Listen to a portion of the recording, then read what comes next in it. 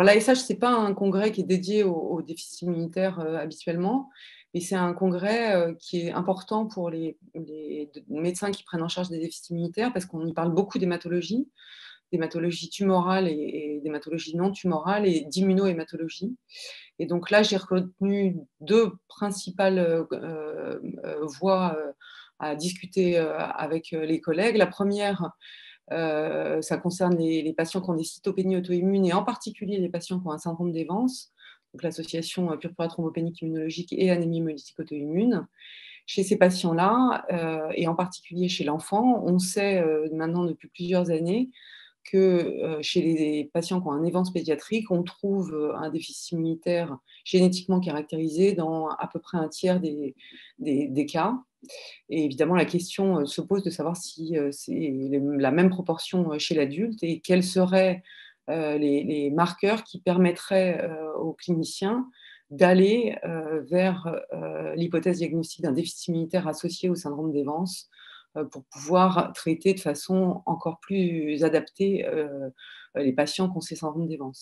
Donc, il y a deux principales communications qui parlent du phénotypage lymphocytaire de patients qui sont vus pour un syndrome d'Evans, en les comparant dans certains cas à des cytopénies auto-immunes isolées.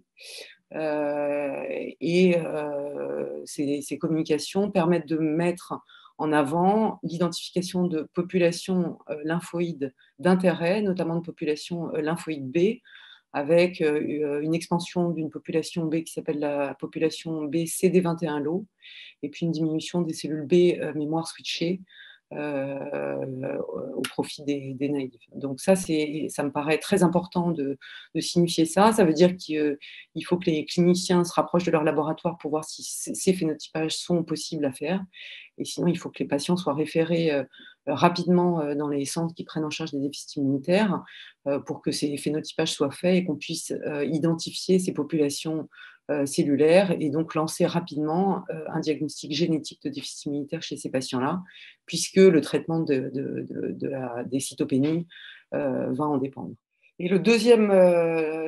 événement important dont je voulais parler, c'est l'utilisation d'un médicament qui inhibe de façon spécifique la voie de signalisation PI3 kinase, qui est une voie qui est activée de façon constitutive dans certains déficits immunitaires primitifs, responsables de lymphoprolifération, de lymphome B et de défaut de production d'anticorps. La PI3 kinase, c'est une molécule qui est extrêmement importante pour la prolifération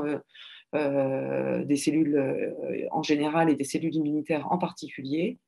Et cette PI3 kinase, elle peut être mutée dans certains déficits immunitaires et aboutir à un excès d'activation de cette voie de signalisation. Et sous cette voie de signalisation, il y a des molécules qui sont importantes, qui sont la voie AKT et mTOR, qui sont des molécules qui participent à la prolifération des cellules. Et en fait, quand on a une mutation qui active de façon trop importante la PI3 kinase, eh bien, on se retrouve dans une situation de prolifération intense au niveau des lymphocytes et ça aboutit à un tableau clinique de lymphoprolifération avec une hépatosplénomégalie, des gros ganglions, une atteinte du tube digestif par lymphoprolifération, une atteinte du système pulmonaire également. Et cette maladie-là génétique est associée dans un certain nombre de cas, à des proliférations malignes avec des patients qui ont des lymphomes, qui sont drivés par le virus Epstein-Barr et qui sont de pronostic très médiocre en raison du déficit immunitaire associé. Chez ces patients-là, on sait qu'il y a un déficit immunitaire humoral associé avec des patients qui consomment des immunoglobulines, auxquels on doit donner des immunoglobulines parce qu'ils sont fréquemment infectés et que les immunoglobulines les améliorent. Et en fait, on a maintenant à notre disposition des inhibiteurs de cette voie de signalisation des inhibiteurs spécifiques de cette molécule qui est mutée chez ces patients, des inhibiteurs de la PI3 kinase delta. Et là, c'est un nouveau médicament qui s'appelle le leniolisib et qui a été utilisé une première fois il y a quelques années chez 6 patients, qui a montré son efficacité en termes de prévention, de diminution de la lymphoprolifération et qui est maintenant étendu à une petite quarantaine de patients. C'est une étude qui vient du NIH, avec une amélioration importante du syndrome lymphoprolifératif et puis surtout un recul sur les données, puisque la plupart des patients ont eu en moyenne 2 ans ce médicament-là, mais certains ont ce médicament, prennent ce médicament depuis 5 ans. Et il y a une avancée importante, d'abord parce que la lymphoprolifération diminue, et puis l'autre chose, c'est que pour la première fois, on arrive à voir des patients, une petite dizaine de patients qui ont une